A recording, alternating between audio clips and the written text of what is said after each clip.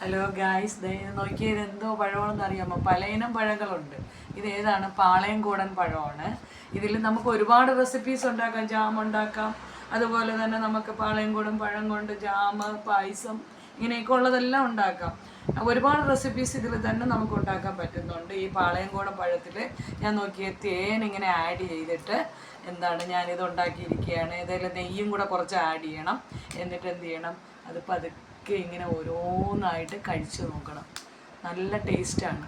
അതുപോലെ തന്നെ നമുക്ക് മോഷൻ അടിപൊളി ടേസ്റ്റാണ്.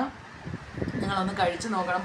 പഴങ്ങൾ നമ്മൾ ബാക്കി വരികയാണെങ്കിൽ അതിനെ കളയാൻ പാടില്ല. ഇതുപോലെയൊക്കെ നമുക്ക് തേനും നെയ്യും ഒക്കെ ഒഴിച്ച് നമുക്ക് ഒരുപാട് റെസിപ്പീസ് ഉണ്ടാക്കാൻ പറ്റും. അതുപോലെ തന്നെ പാളയംകോടൻ പഴം എന്ന് പറയുന്നത് സിമ്പിളായിട്ടുള്ളതാണ്.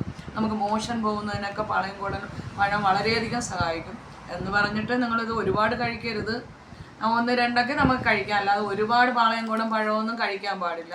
അതിന് യൂസസും ഉണ്ട്, അല്ലാതെ അഡ്വാൻറ്റേജസും ഉണ്ട്, ഡിസ്അഡ്വാൻറ്റേജസും ഉണ്ട്. അപ്പോൾ പാളയംകോടൻ പഴം ഇങ്ങനെയൊക്കെ നമുക്കുണ്ടെങ്കിൽ വൈകുന്നേരമൊക്കെ ആകുമ്പോൾ നമുക്കിങ്ങനെ ഈ തേനൊക്കെ ഒഴിച്ച് നെയ്യൊക്കെ ഒഴിച്ച് കഴിക്കാം.